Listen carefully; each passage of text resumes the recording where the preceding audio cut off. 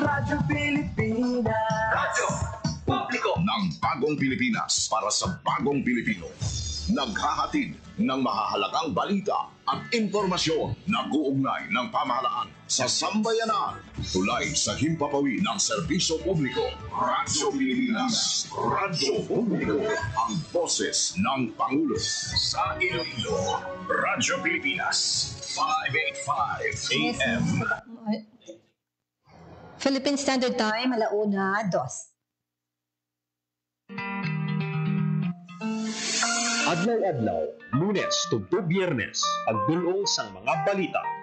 Hitabo, issue kag concern, may kaangtanan sa katilingban, sa kaayuhan, pati na ang sa ikaayong lawas.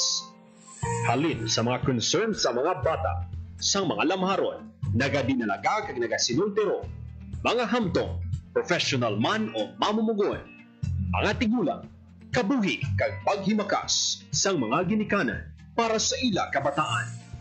Pag-ulikid sang panwa, pagtingog sang magkasimanwa, para sa ikaayo sang ila kahimtangan. Ini ang Balitang Sosyal.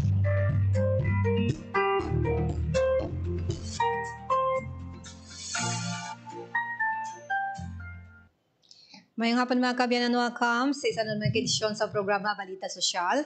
Ang inyo inialagad Bing Babiana talos sa anay temporaryo with Miriam Grace Ereñeta. Mayong hapon mga kabyanan sa ato sing pagpangalagad ang pila ka mga natipon man naton nga mga balita, impormasyon sa bahin sang probinsya sang Iloilo, kagiban man nga bahin sang Western Visayas. Ang aton siniuna nga paghibalo sang lakat sang panahon after pila ka adlaw nga nagpamunog gid ang ulan diri sa bahin sang Western Visayas, lakip syempre ang Antique, Aklan, Guimaras, Iloilo, kag Capiz, no? Ang aton siniya nga pagmonitor man sa piyaka isla upon province ang Negros Island region, particular sa bahin sang Negros Occidental sa siyudad sang Bacolod. So ibalo naton ang lakat sang panahon this afternoon, no? Kay luyag daton ma-updates ining low pressure na naman after singa sikrising nagwa na sa Philippine Area of Responsibility. Si Charlie Depra ara sa aton nga linya, ibalon tabla kay Charlie ang pinaka-latest nga update sa lakat sang panahon. Charlie, maayong hapon. Charlie? Si Charlie Depra mga kabyanan, no? Ang aton signal. Hopefully makabati siya sa aton. Charlie, mayong hapon. Okay. So ang aton siniya nga Charlie. Charlie, mayong hapon. Okay. I-contact naton liwat mga kabyanan ang aton siniya nga link, no, with Pag-asa Iloilo. Hibalo natin ng latest nga lakat sang panahon subong iya nga adlaw, Lunes, no, kaya estimated gani nila last time it's Tuesday, no. Ara siya sa aton nga linya. Charlie, maayong hapon, anong latest sa lakat sang panahon karon nga adlaw? So maayong hapon, may napos sa mga sa mga Radyo Pilipinas. Yan ang pinakauli nga lakat sang panahon karon nga adlaw. Lunes, Monday, 21 oras nila 25. Alas 3 ka na sa mga alas 8 sa araw, rin sa tatan ang location area, kinapulaban na pa sa taran niya, available data, sa 150 kilometro, kasi tanganan niyo na silangan sa Eastern Visayas. Samtang Southwest ng Salaman nag-apikso sa dito sa Pungsod. Western Visayas, palipanda na ang sulat ng Iloilo, matapang iba mga magalamon niya kalangitan, scattered ng mga patulan, pagpailat na go, pinasiling Southwest, Sud. Pakasarahan at mga basok na hangin, gaya na bagatan na katundas, magaganda sa makasalangan niya pagpalod sa kadagatan. Ang tagsarang temperatura, nasa 24 to 30 degrees centigrado. Adlaw, batak, alas 5, sa iskina sa ata. Magatunod na sa isa, 16 karon sa hapon. Ikaw may pinakauningin at sa panahon dito, Dres, sa Iloilo Pag-asa, Charlie Depra. Yes, Charlie, ang low pressure, may ara naman ginabantayan. Diin nga area, ini sa karon, Charlie? Yes, base sa monitoring, nasa namin 60 km east northeast from Eastern Visayas ang Mozambique LBA. Ako sa karon, wala pa naman indirekta kay epekto sa kaming lumayan sa Luzon. Yes, pero ang iya sining nga epekto sa karon wala, no? ma'am, panamin ma'am. May possibility nga mangin bagyo siya? As for yung LPA, nasa mga possibility na nag-develop into tropical depression within 24 hours. May epekto gihapon ng habagat diri sa Western Visayas, no? Yes, paghapon ang Luzon, Western Visayas para maka-experience sa mga scattered ng mga pag-ulan dahil ini sa southwest mo sa natin mga kabat. Pila ka low pressure ang ginamatayan? Isa kung duha, Charlie? As of now, mayroon itong isa ka LPA na sa sunod din sa farm. Mag-last wala naman kami naman daw iba. May ara outside bar nga ginamatayan? Pagid, wala na. As of now, wala naman ma'am. So may expect lang natin this afternoon until later sa gabi pagtupa sang ulan, no? Ayun sa nga, wala naman daw possibility. May mga pag-ulan ko sa gihapon, may experiencehan. Bakit ini isang habagat o na southwest monsoon na nagkapit na din sa atin sa gihapon. Okay. Sige. So mga inoras, may mga ara ka mo nga na monitor kundiin nga area or parte sang Western Visayas nga may pagulan, Charlie? As of now, mga light, mga ulan, nalagod na mga sabay sa Antique, mga sa southern portion sa Iloilo, pero mga light na sa karon. Okay, sige. Charlie, salamat, kid. Welcome, may Yes, mayong udto, no? Batian mga kabyanan pag-asa Iloilo sa pagdulong sa aton sang pinaka-ulihing lakat sang panahon subong iyang adlaw, July 21, 2024. Subong iyang hapon, nakakakuha kita sang, o subong nga aga, nakakuha kita sang pila ka mga details sa giniwat nga ground-breaking ceremony sa bahin sang Putotan, Iloilo. Ginpangunahan ni Iloilo 3rd District Representative Lawrence Defensor ang ining ground-breaking ceremony sa pag-construct sang Taytay. Nagabalor ini sang masobra 49 milyones pesos. Ang pag-angot sang Taytay sa bahin sang kauyunan, no? Kawayan kag katuugan, no? Dira sa bahin sang Putotan, Iloilo mga kabyanan. Ang ila sining pagpasalamat, no, sang sining project ni Congressman Defensor mga kabyanan sa subong aga. Dito siya nagpangunagid sa sining groundbreaking ceremony, ang capsule laying, kag ginupdan ni siya sang alkalde sang Putotan kag mga opisyales, no, sang amo iya nga banwa lakip na sa province of Iloilo. Suportado man ni siya ni Vice Governor Lian Diboque, no? Ato dito si Lian, mga kabyan, si Vice Governor Lian Diboque. Ang ining amount, no, the 49 million, may laba ini nga 17, no, lineal meters ang paobrahon nga Taytay mga kabyanan sa pag groundbreak sini subong yang aga umpisa na ang amo ini sini nga construction, no. May timeline o target nga matapos that would be January 16, 2026.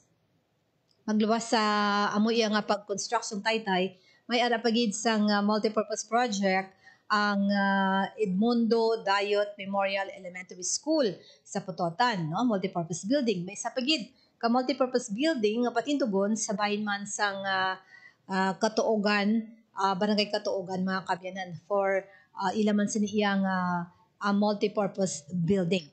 Yari ang pila ka sa mga bahin, no, sang mga pagpahayag ni Congressman Lawrence Defensor. Kay pamangkot siya sa mga katapos ng media tuhoy sa sining project. Also kay ang presidente, si Presidente Ferdinand R. Marcos Jr. magahiwat man sa iyang State of the Nation address that would be on Monday, July 28 mga kabyanan. So sa bahin sang Kongreso ginkuha naton sang iyang mga pahayag si Congressman Lawrence Defensor. Pero sa project anay, no, ang iya sining mga pagpahayag tuhoy sa 49 million pesos, no, construction sang amo iya nga Taytay. So na sir, anong expectation, anong mangin matabo sir for kabay pa na tagaan sa atensyon sa aton presidente ang healthcare sa aton punsod ang aton agriculture sector kilanlan gid kag labi kag labaw sa tanan. Tani ang employment mabuligan sulbar sa gobyerno, mapataas naton ang sweldo sa mga tao, kag mapadugangan naton ang pondo para sa Department of Education. Kay nagasugod ang tanan nga kung nami ang edukasyon, kag nami ang Department of Education para sa mga estudyante kag maestra, ang mga graduate naton dapat may hugpaan nga obra. Education and employment para mapaasaka naton ang kalidad sa pangabuhi sa mga Pilipino. Kabay pa mabatian ini naton sa presidente, kabay pa ang padayon kung ginapagsulong pagtukod sa Department of Water Resources na mag-address sa problema sa infrastructure on water, especially potable water para sa tanan na Pilipino, pabuligan naton sulbar. Kabay pa mangin malinong ang aton gobyerno, sulbar naton ining mga problema naton sa nagakalain-lain nga ahensya. Nagapaabot ako na padayon kita manindugan sa kamatuoran kag sa husto nga panghimanwa kag panggobyerno. So na sir, anong Sa bahin sa mga pagpahayag, kabahin sa mga pagpahayag yan Kabay ni pa nga Congressman Lawrence Defensor, no? State of the Nation address nga issue nga ginpalabot naton sa iya kung mga iya sini nga luyag mabatian no sa mga speech ni Presidente Ferdinand R. Marcos Jr. Yari ang dugang na mga pagpahayag naman ni Congressman Lawrence sa bahin sang proyekto nga na-mention naton sa bahin sang Katuugan, Barangay Katuugan kag sa Barangay Cauayan no sa Putotan, Iloilo. hindi ako comment. Ini naman mga kabyanan Hindi ako comment. iya sining pagpayag mga kabyanan sa sining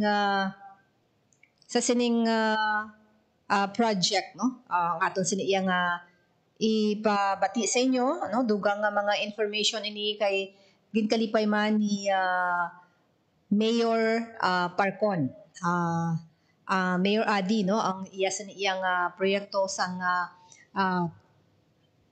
3rd District Representative ako sa diin mga mapuslanon gid sundo pa gani sa iya ang mga proyekto hindi sa karon nga mga henerasyon kundi sa mga kabataan no nga mga bag-o nga mga henerasyon ang mga mapuslanon gid ini para sa ila pag-eskwela kag sa ekonomiya mga kabyanan siya Congressman Lawrence Defensor nag-abi-abi gid sa mga ato didto no nga mga benepisyaryo nung taga Cauayan no kag katuugan no nga mga residente kag ginpalakpakan gid siya kag naghatagan isang iya sa nga mensahe ang isa sa mga beneficiary nga napakigangutan naton mga kabyanan kag ginkalipay gid niya ini. So ari no ang aton sini nga ang iya sining mga pahayag.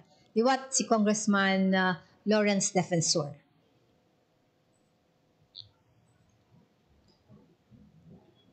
Ang ato iya sining nga mga pagpahayag gid no ako sa din sa sini Sa 13 kabarangay sa Putotan para diretso na sa Putotan Comprehensive National High School, West Visayas State University Putotan Campus, Ileco 3, kag diretso sa highway going to Dingle and Pasig.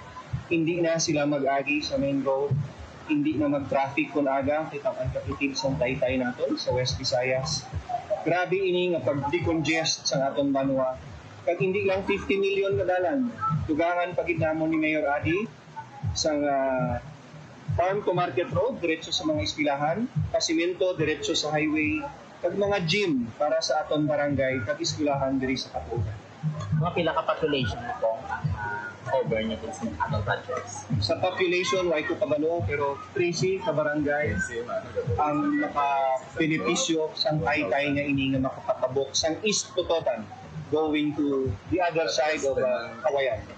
ang ini ko nga project sa mga dako nga mga proyekto sa province sa 3rd district. Madako ini pero hindi ini sa mga pinakadako pero isa ini sa nanging pinaka-critical na ginayo sa ako ni Mayor Adi kag sa barangay Katuugan kag Cauayan. Buruligan namon ini ni Mayor para ang flow of traffic para mapamag-an ang pangabuhi sa aton mga estudyante, aton mga maestra, aton mga traveler, dire-diretso na sila sa banwa sa Putotan. Abrihan niya man ini ang piyak na side sa kawayan sa Putotan, buwa sa Bano. Magliwas sa mga kining proyekto kung may mga other sa dito mga big projects dito sa district. Damo kita, pero hindi ko pag-ilawag subong para maimbitar pa kumuliwat kung mag-groundbreaking kag mag-inaugurasyon kita. Reaction din ni Mayor, sir. Reaction na yun. Pasalamat kita no ining andom na to na tigayon gid and of course salamat si Vice Congressman ng Defensor ng barangay official kasi ang stakeholders na nagululig ng matigayon ini kaya hindi makabulig ma-update na ito ng mga buhay so maging masulay ang pagtabot-tapot sa nato mga kumuluyo no magbigyan nato ang nabi ang konbinyente ang sila mga trabaho pagkatapos sila lugar. Sir, sa wala pa ni planuhan, ano ang pagtabok nila sa inyo? Wala. Ginulat mga gubas. Kung ay galibot sila sa tabok to sa main road, ka traffic, kag layo-layo. No, mamaliguan. Ilan ka minutes, Mayor? Kung mga gagi to, kung mag-traffic pa sila, mga kauyang sila, mga 20 minutes to 30 minutes. Pag-traffic isa. And yan, hindi na sila mag-plete. Mga estudyante, nakalakat na lang pato sa Tuman. National High School in Visayas State University. Pwede ko pa doon. Palansi ini sa 3C Kabarangay sa Putotan para diretso na sa Putotan Comprehensive National High School. Yan mga kabyanan si Congressman Lawrence Defensor kag si Mayor Adi sang Putotan, Iloilo. No? So dako nga populasyon ang mahatagan sini sang ila sini nga mahupos na nga pag-travel no pagtabok sa eskwelahan no kag ang iban pa to nga mga beneficiary ni Kambal nga nami na niyang pagnegosyo kuno nila kag mahapos ang pagtabok o kun paglibod nila sang ila sini nga mga baligya. So ibaloon nato na no sa pila pagid ka mga update sining proyekto sa bahin sang 3rd District sang probinsya sang Iloilo. Ang oras, it's Philippine Standard Time, 1:18 mga kabyanan. Sa ining bahin, baton kita report, inis ang aga, si Mayor Raisa Terenya sa siyudad sa Iloilo, nag-debut no, sa mga area na naapektuhan diri sa siyudad sa Iloilo bangod man sang habagat nga ginpabaskog sining Bagyo Krising. Si Janelle Baclay nag-upod no sa bahin sang pag-inspeksyon sang alkalde. Ara siya sa atong line Jen. Good afternoon. Anong mga update with Mayor Trenyas kaina? Good afternoon, Ma'am Bing. May ara sing 311 ka mga pamilya ang napektuhan sa pagbaha dira sa may barangay Lanit sa distrito Sangaro nga nagabugos ini sang masobra anong kagatos ka mga pumuluyo kag natigayon nga mag-evacuate no sa may gym, daycare center kag chapel sang barangay Lanit sa distrito Sangaro kag imbisitahan ni Mayor Raisa Trenyas ang mga evacuees nato no kag ginpadala ang team sang City Health Office agud mag-conduct sang medical mission. May ara man sing gin patukod nga community kitchen sa mga pumuluyo nga nagatiner sa evacuation center pero ang iban kay ina nagamamat na puli kasunod sang pag-subside sang pagbaha. Magluwas sa barangay Lanit, ginpadulungan man ni Mayor Trenyas ang barangay Buntatala, Kamalig, kag Bakhaw sa distrito sang Mandurriao no. Kag dito gin isa-isa nga gin pamangkot kung ano ang ilang mga kinahanglanon. Although nakapadala na yan sang weekend ang DSWD sang relief goods no para sa aton siniya nga mga evacuees diri sa may syudad sang Iloilo.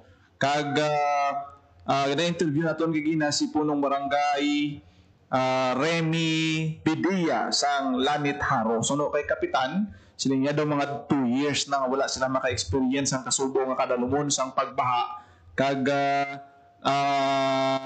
ang ilang concern ginpalabot nila ini sa kay Mayor Raisa Trenyas sa kung paano mabuligan ang mga pumuluyo dira sa may barangay Lanit. So no kay kapitan nga ilagi na suspetsahan nga tungod nga may mga subdivision na gintukod sa may area sang Leganes, Santa Barbara, amo ini ang rason kung nga daw medyo nagdako-dako ang volume sang tubig nga nagdalukdo sa may barangay Lanit. Kaya mo ni ang pinakanubo nga mga barangay mo ang barangay Lanit sa mga masabi agyan sa tubig. Kung matandaan naton mambing nagaagi man sa Lanit Haro ang mga irigasyon na dalagko diri sa may bahin niya sang distrito sang Haro. Pamatian naton si punong barangay Remy Subaldo Bidia sa aton siniya nga interview. If nag-evacuate ko rin, sunod sang baha. 161 ang nag-evacuate sa apat ka evacuation center namon. 150 ang outside na nabahaan sa Ilabalay. Nag-record man kami para nga ang importante makabulig man ang aton city government. Saan po sila nagsulog kanto dere? Kahapon nga daw nagamadlos ang hangin, nagaulan pa. Yung patikayon, yung namon nga ang mga kabataan for safety, ginapa-evacuate na namin bisan para nga sa kagabingon hindi kapulong kung ano oras ang makasulod ang tubig. Kaya subong na nag-bisita si Mayor para sa mga ginistoryahan ninyo ang ministorya namon ni Mayor Inday Raisa kung ano ang epekto sang baha sa amon para mabuligan nila kami para nga kung ano gid ang cause ang baha kaya kung ano ang kailangan natin nga ma-implement din sa barangay kaya araman sila nga nagapanaog sige sa amon barangay. So may kita may medical check-up sa mga pumuloy. Oh yes, may nangyayari silang padala nga mga kamedikal sa ating mga kabataan, katigulangan. Kaya supposed to be damo, kaya napituan sa bunga baha. Kaya ang portion sa sunto, hindi lang sa tanan namon nga suna, may apektado, kaya nga sa ulan nga nakatabo. Kaya yung sunuan, kaya sunto, amo giniya ang pinakadalong dito ng tubig na balik rin sa amo. So may DSWD naman karanto ng DSWD? Yes, nagkakanto na DSWD kahapon pa, kagabi. Subong sa nag-aari man si Inday Raisa nga nag-konsulta kung ano pinamabulig na dili. Kaya kung ay mangkuga paymunong, kung mga barangay council, may community council kami, araw-rada, kay Dimprano pa, nanita na kami rutanon, ay may GPT man kami nga garden, dito kami nagkuha sa mga rutanon nga pwede na mo sa mga lagkaon, para nga mapakaon naman kao, aga ako nagpapamaho sa ila, mabihon, kung ano na nga ma-offer na mo. Ang namit na mo doon dito sa products mo? Yes, so puro wala kita mo dira sa sagwa, puro ginadiagal din ang pangabuyan sa tao. May aram man nga ginatampukan na, amo na siguro, dala pa na sa mga tubig na nagakadto din sa amon. Kay dirigosyon sa Katoliganes, puro ginatambak na nila ang manina bakal nila nga duta, nga diri sa highway, ayon. So, amo na, dala na natanan, kaya tubig na pa yun, diri man nagakadto sa amon. Yeah, so diri na nagakadto sa amon. Santa Barbara, Padilla, Pagsangaan, diri ginado. Oo. Kaya muna nga ang tubig, kapadus-dos, diri alin sa amon, pagkadto sa Kamali, sa Tagbak, Balantang, ang sangguan niya gid na yabong tatala. Itay kami niya portion sa sunod, manubog yung shoot na hindi man nataan, pero law panahon damog sa barangay ang tubig pakadto ginay sa manubog portion. Last year, din pa bako naman ni namon diri ang lubo, ang mga kasapaan ta nagpantay na mo. Hasta lang sa tututin. Pero this year, na magmay naman ang panahon, nag-request naman kami para mabakuhan pakadto dito sa Tagbak. Nabatihan si Kap Remy Subaldo Bidia, ang punong barangay sang Barangay Lanit sa distrito sang Haro. As of 8 a.m. kay naman din, sa datos ng Iloilo City Emergency Operation Center, naglabot sa 2,250 ka pamilya ang apektado sang habagat o kung pagbaha diri sa Iloilo City, o kung 7,703 ka individuals. Ang flooded barangay nga na-record sa Sidera Remo, 28. 12 ang na-establish na evacuation centers, isa ang amoto kagina sa Lanit Haro ng Patulungan, Tabunta Tala, kag Kamalig.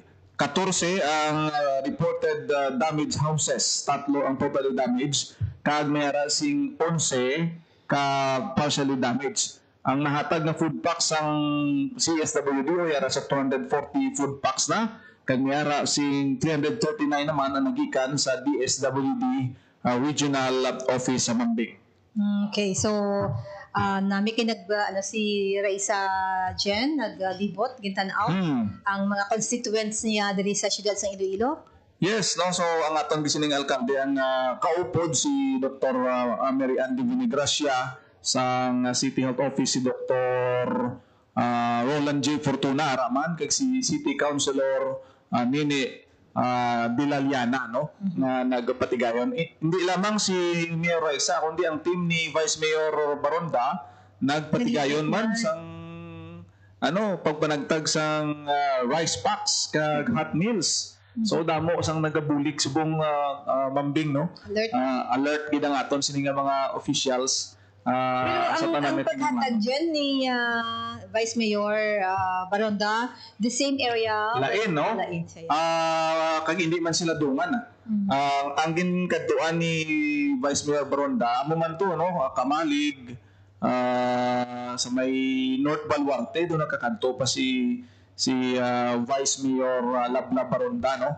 Dira sa may area sa Baluarte sa distrito sang Mulo. Kaya may hindi lamang haro ang affected, kundi may ara man sa mga areas. Halimbawa, Barangay San Juan, may ara na sa mga flooded ng mga areas. Kaya may mga creeks man na dira mo.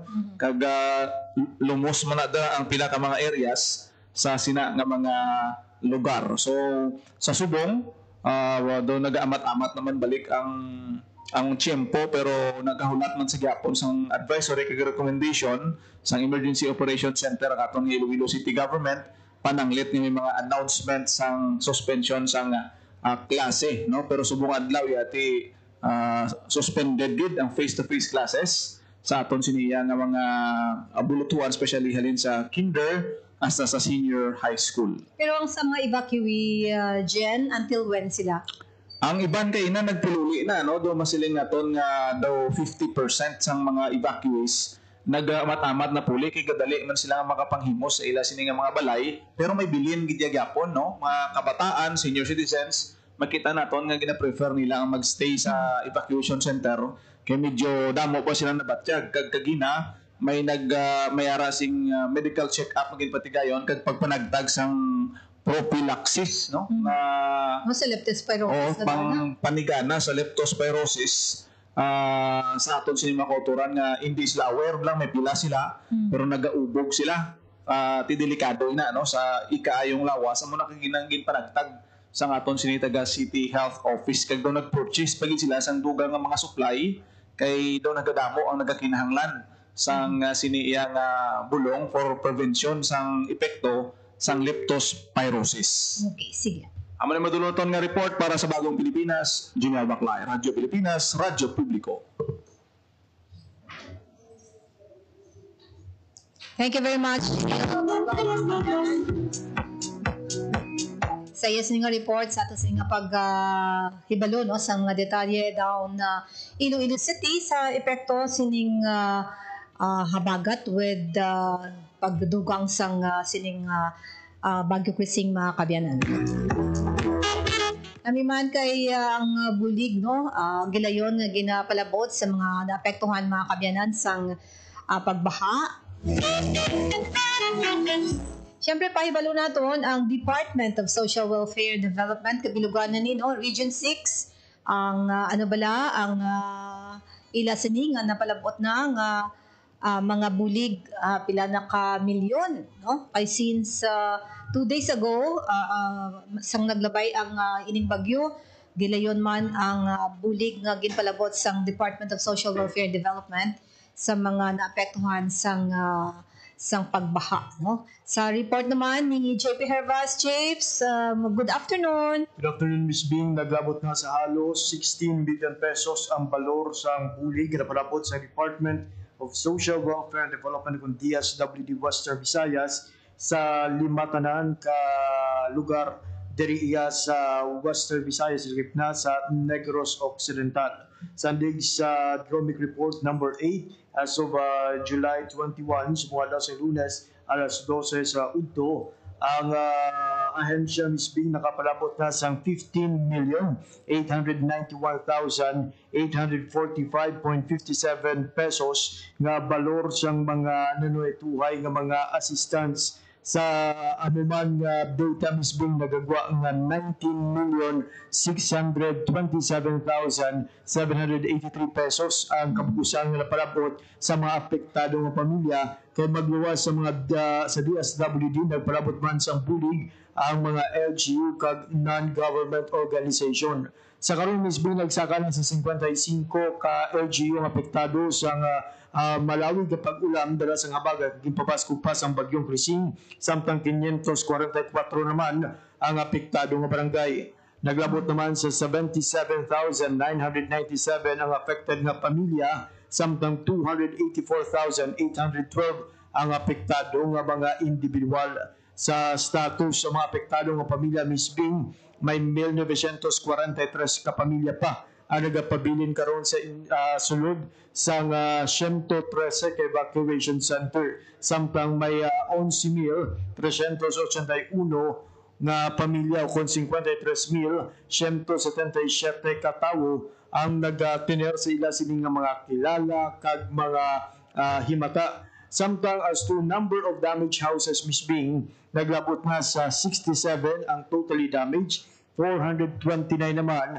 ang partially damaged. Sa karon misbing apisar nga padayon ang panagtag siyang bulig siyang DSWD ginatag sa ahensya nga bastante pa ang ila sining relief resources nga karon na mayara pa sa 131.5 million pesos. Ini ginabugusan sa 2.7 million pesos na standby fund kag 128.75 million pesos na balor sang food and non-food items. Miss Bing? Yes, James, aside from the ining mga na-mention ni mo nga mga halit no sang habagat with Bagyo Krising, may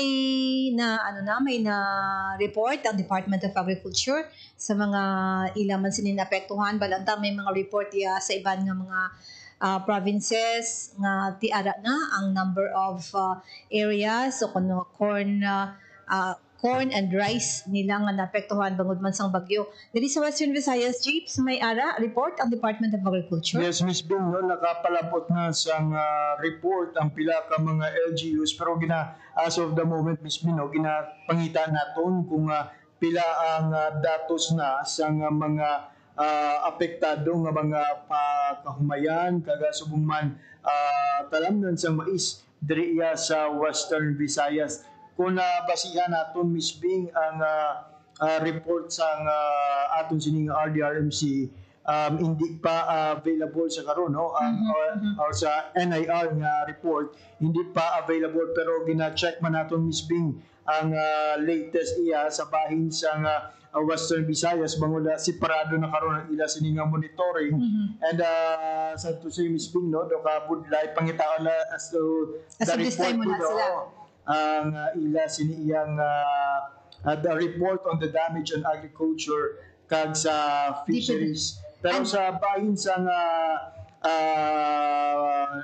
PDRMO sa Negros Occidental Miss Bing may mga nabalhag na iyang reported nga damages particularly no sa ila siniyang agrikultura kag initial pa lang Miss Bing nga damage report kaya they are still expecting sa iban nga mga LGUs nga makapasa sa ila sini nga mga incident report sa mga masunod iyang mga inadlaw. Pero ang kalupang doon lang Miss Bing no based sa aton sini nga monitoring daw tumangig nga nahalitan ang bahin sa Negros Occidental kay di magluwas nga masobra sa 20,000 ang apektado sa iniiyang nga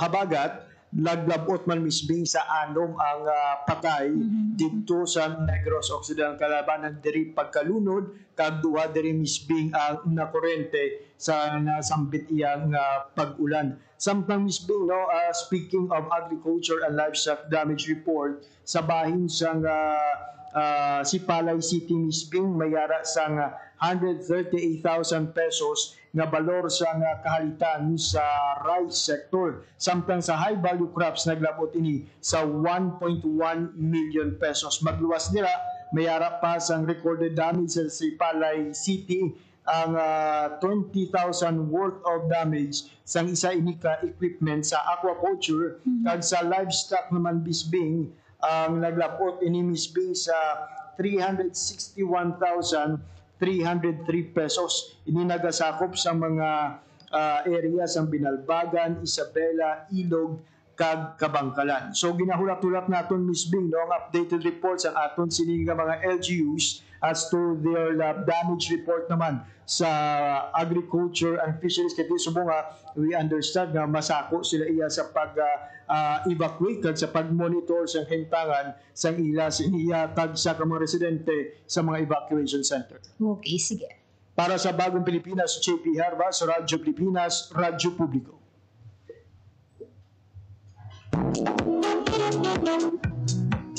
Thank you very much, JP Hervas, mga kabayanan, sa sining informasyon kag detalye sa hiwat man nga pagbulig o kung paghatag at assistance sa Department of Social Welfare and Development kag estado sang ako naragway sang Western Visayas labot na ang Negros Occidental sa epekto sining habagat nga gibabaskog sang Bagyo Crising.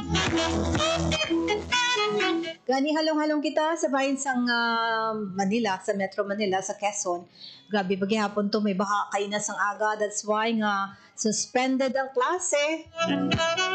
Diriya sa bahin sang Iloilo and some other parts sa bahin sang province, no? Iloilo City and province of Iloilo.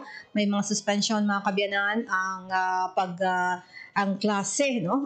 May kahapon pa ni pabutyag kag ginpalabot ni Mayor Treñas ang suspension of classes kag ang pinaka-latest man sa bahin sang Iloilo Schools Division ang DepEd Iloilo nga kung sa diin ila sini nga last count didto kagina sang aga it's 11 ka mga eskwelahan ang nag-confirm sa suspension sining klase mga kabiyanan. So sa bahin sang may araman sa Antique, may sa Aklan, no? May sa Guimaras, kag ang Iloilo, ang may ining kabilugan, no? Total is 450 ka number of public schools nga apektado sang sining habagat. Number of public school learners nga naapektuhan is 20,558 mga kabyanan ang naapektuhan bangod man sang sining suspension of classes, no? Grabe gid kun magulan mga kabyanan ang aton sining nga paghalong gid. Hopefully since nga nagwa na sa area of responsibility ang ining bagyo, though ang low pressure ari sa aton nga par, daw wala nang kuno epekto kun paghahambala ng Western Visayas, suno kay ng pag-asa. Back to school ni mga kabataan tomorrow mga kabyanan. So bisan diri sa bahin sang syudad sang Iloilo, medyo masanag. Dugang nga balita mga kabyanan sa aton sa mga natipon nga information from the Office of the Overseas Workers Welfare Administration o OWA. Nag-abot diri ang mga seafarers sa itong nadumduman nyo ito nga naglugdang ang barko nga kusadin kinatakis ang Houthi. So ari bala ang pila ka mga pagpahayag ni James Menjola sang OWA Region 6. Abi-abi niya ang duhabalan mga seafarer. Paupod ang pamilya sinisang mga seafarer mga kabyanan sa bahin sang Iloilo Airport. Yari ang mga pahayag ni James Menjola sang Overseas Workers Welfare Administration. Specific na lang mga bulig nga dinhatag natin sa ila, sir. Okay. Nakahatag naman ang Department of Migrant Workers kag ang OWA ang gamay na financial assistance. Kag other than that, we plan to provide counseling to our seafarers. And of course, pinapasalamat naman natin ng ilang local money agency na aral din na nag-atipan sa ilang alin sa pagkakot. Ang money agency nagsugat din sa ilang pagkakalitan sa kanila, in-house sila, kagasta nga makapili. Well, this does not end our assistance sa ilang. So, in the coming weeks, we will offer more assistance and programs. Sir, yung natirang from San Miguel, kailan sa ulo? Wala pa sila kambal kung saan mo siya mapulot. Nagagaw pa siguro, nagkapulo pa taon. Sir, yung mga kakarating mo naman si Ferris, diretso na sila uuwi? Or... Yes, diretso ng mga pamilya na nila nagsulat sa ila. Nag-welcome lang kita diri sa ila subong. Together with the Department of Migrant Workers as sa office ni Governor Defenso. Actually, na-istoryan sila sa mga kaupod natin sa Department of Health. So, we let the Department of Health mag-attend sa ila para at least may structure na approach sa pagkakasensya. However, balaan natin traumatize dito. Bisan sino, bisan veterano si Pera, you would be traumatized sa natabot sa ila na missile ang ilang barko. Unlike atong isa ang Magic Sea na wala iyagawa, board lang sila kaging panaog sa mga Houthi. Hindi na missile, gilabi sila, ini-include sila. So, obviously, there would be trauma involved, but I know the local money agency and kami sa OWA sa DEFW will provide counseling. Pati yan ang kabahin sa mga pagpayag ni James Menjola sa Overseas Workers Welfare Administration. No? So, thank you kayo nakapauli, no? Ang mga seafarers, mga kabyanan nga taga Iloilo Province. Maghatag ako na isang pila ka mga panumdum sa akong pagbalik dugang nga mga impormasyon mga kabyanan sa bayan naman sa province of Iloilo gihapon with the Provincial Health Office sa ila sining monitoring man sa mga masakit diriya sa Western Visayas. Standby.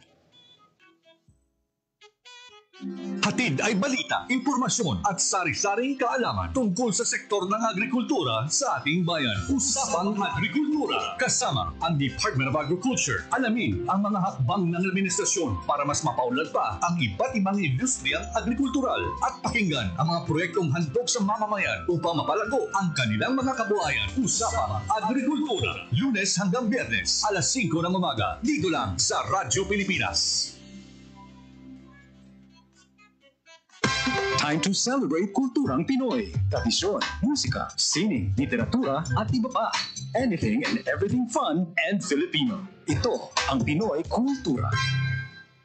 Known to tourists as hanging rice, puso is rice cooked in woven palm leaves and seen mostly hanging in food stalls, kaya tinawag na hanging rice. It is sold along with barbecue, lechon, ginabot, and the likes in Cebu. Ang puso ay isang iconic street food sa Cebu. Great to take on a picnic or pag nagbi-beach or kahit saan kapag nagutom. No need for utensils or plates, just grab a bunch of hanging rice and some barbecue and you can eat anywhere, even without a table. Busog na, biodegradable pa. So don't forget to have some when you visit the Queen City of the South. Yan ang Pinoy Kultura because our culture is cool.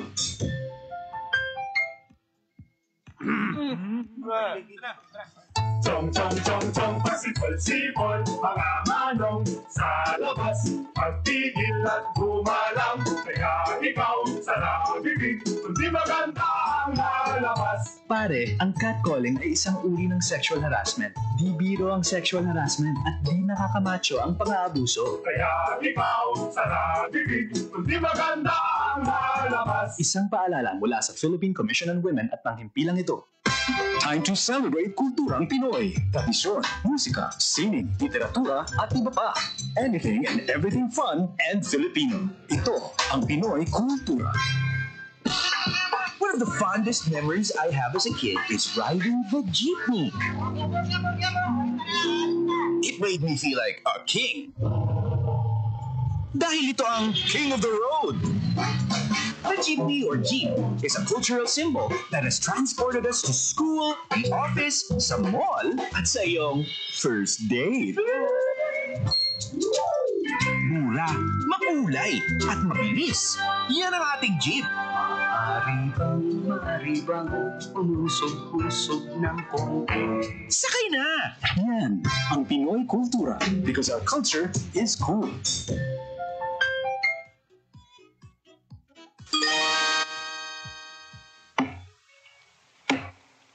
Kuya Bistik, bakit mo pinuputol ang bakawan? Panggatong bitoy. Mabuti ang bakawan, maningos pag natuyo. Sabi ng teacher ko, mahalaga daw ang bakawan. Oo. Sabi ng teacher ko, dito nangingitlog, lumalaki at nagpaparami ang ibang mga isda. Pati alimango sa mga hipon. Bakit sa kabilang barangay ginawa ng palaisdaan at resort ang bakawan nila? Kaya nga raw umuunti ang nahuhuli nating isda at mga lamang dagat dito. Dapat daw parusahan ang mga namumutol ng bakawan. Sabi ng teacher mo yon? Hindi. Sabi ni Lolo yun. Lagot! Ayun na si Lolo. Alagaan ang ating mangrove areas. Hindi mapapalitan ng fish pond, hotel at mga resort ang maraming pakinabang ng mga tao mula sa mga mangrove forest. Paalaala mula sa Integrated Environmental Management for Sustainable Development Program, DENR, at ng palatuntunan ito.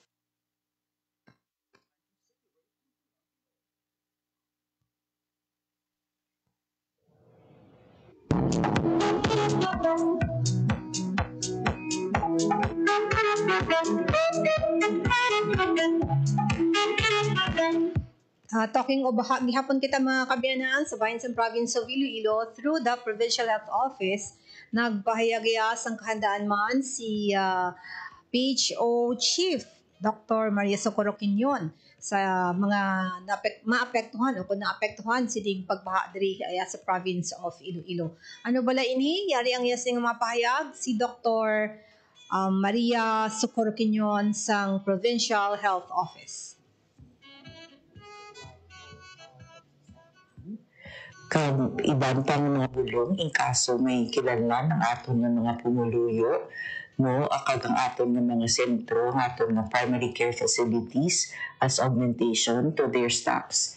So ini nakaproposition na sa aton nga supply room sa province. Kag actually may iba na kita nga napanagtagan, naka-allocate na kita sa iba nga mga kabanwahanan kay isang Sabado kag sa Domingo ang aton health emergency management staff of the Provincial Health Office nag-opisina man, no, nag-overtime, no, kag nagalantaw sang aton nga sitwasyon sa aton nga mga kabanwahanan. So may adequate kita nga staffs as well ang aton nga mga munisipyo nakapreparar man. So ang aton mga pumuluyo ginapangabay ko lang nga kung kamo nag-uvog sa tubig baha, palihog ko lang kadto sa inyong nearest primary care facilities para makakuha sang prophylaxis. Pero kung may pilasya, no, ang aton mga kahig or aton mga kamot, kag nag-ubog kita sa tubig baha, kadto gidayon gid sa aton nga health facilities para mahatagan sang management or treatment. Si Dr. Maria Socorro Quinyon sa Provincial Health Office ang ilaman sa iyang paghatag gid, no, sang mga paandam and kayo hindi malikawan nga di makatubog sa tuwig baha mga kabiyanan kay mga area gid nga medyo manubo, no, and ang development balance sang syudad and the province of Iloilo grabe na gid, no, madasig. So that's why nga may mga area nga kundi into ang manubo dito ga ilog ang tubig mga kabyanan. So ang ining pagpahanumdom sang mga health department, no, hindi lang sa province of Iloilo o kanang Provincial Health Office kundi ang Department of Health gid, no, Western Visayas ang panawagon man nga maghalong-halong, no, kun hindi gid malikawan nga makaubog sa baha ti ang kuan gid ang paggamit, no, sang butas, no, and mag-inom gid sang prophylaxis mga kabyanan. Hindi mo mabalaan kung kaysa bisan abi mo wala ka sang pilas, may ada gali, no, so halong kita mga kabyanan.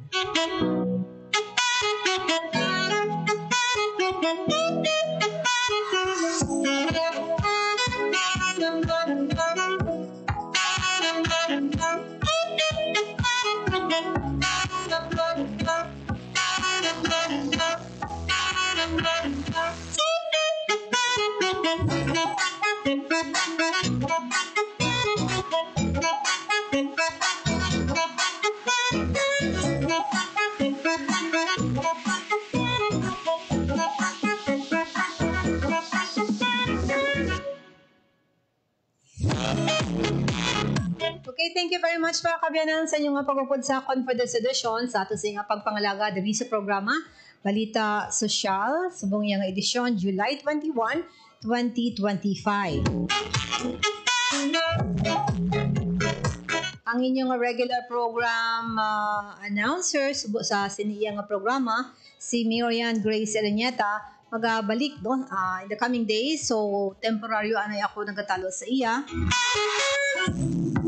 And also, sa mga partner ko naman sa technical side sa studio, si Bong Aventura. Sa bahinsang transmitter naman, Jeffrey Bitita. Thank you, Gid, no? Sa report kaina ni Janelle Baclay with Mayor Raisa Triñas nga naglibot gid no sa mga affected areas ang baha diri sa syudad sang Iloilo. And also JP Hervas report naman from the Department of Social Welfare and Development and the Office of Civil Defense. Ang na-cover natin sa bangyang aga sa bahinsang Pototan, Iloilo, ang ground-breaking ceremony. Ang ginpaganahan ni Congressman Lawrence Defensor sa 3rd District sang probinsya sang Iloilo. Good news adto yung mga kabyanan para sa mga taga-Pototan, particular sa barangay Kawayan, kag Katuogan no, sa bahinsang Pototan. Salamat Gid sa inyong pagpupod sa akon. Ako naman si Bing Pabiona. Maayong hapon. Ito ang Presidential Broadcast Service. Radyo Pilipinas. Radyo Publiko ng Bagong Pilipinas para sa Bagong Pilipino. Naghahatid ng mahahalagang balita at impormasyon na guugnay ng pamahalaan sa sambayanan. Tulay sa himpapawid ng serbisyo publiko. Radyo Pilipinas. Radyo Publiko. Ang boses ng Pangulo. Sa Iloilo, Radyo Pilipinas. 585 AM. Yung tulay sa himpapawid ng serbisyo publiko, ang Presidential Broadcast Service, Radyo Pilipinas, Radyo Publiko. Radyo Pilipinas. Radyo Publiko. Kinilala ng pag-international at prestigyosong Asia Pacific Broadcasting Plus Awards 2025 para sa kategorya ng government streaming. Ito ay dahil sa epektibo nitong pagsasanib ng mga tradisyonal na media tulad ng telebisyon, radyo at print para masabayan ang mabilis na pag-inog ng mundo ng digital at social media tungo sa mas epektibong paghahatid ng mahahalaga at napapanahong mga impormasyon sa mamamayang Pilipino. Kinilala rin ang Radyo Pilipinas dahil sa patuloy na pag-akyat ng rating. Ngayon ay matatag sa pang-4 na pwesto sa Mega Manila ayon sa pinakahuling Nielsen Radio Audience Measurement Survey.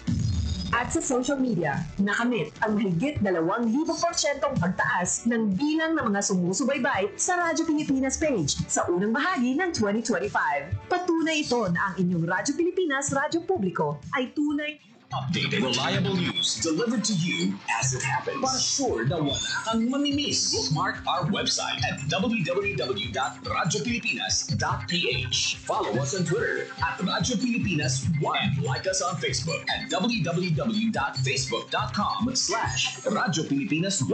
Together, let's dismiss disinformation. Radyo Pilipinas, 738 AM. Philippine Standard Time,